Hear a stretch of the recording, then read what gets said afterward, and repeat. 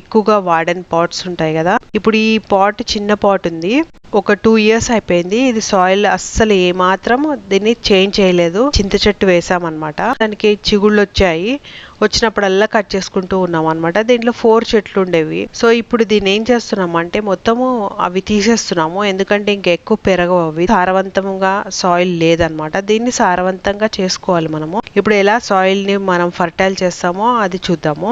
So ఇప్పుడు ఉన్న pot లో అంతా కూడా సాయిల్ అంతా తీసేస్తాము.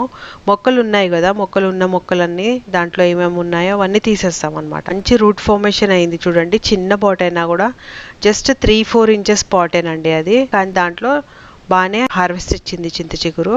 సో ఇది తీసేసి ఆ సాయిల్ ఆ పాట్ లో వేసేసి పక్కన పెట్టుకుంటున్నాం అనమాట. ఈ పాట్ ఉంది చూడండి, గట్టిగా ఉంది ఈ సాయిల్. దీంట్లో మొక్కజొన్న మొక్క పెంచామన్నమాట. గట్టిగా ఉంది ఈ సాయిల్.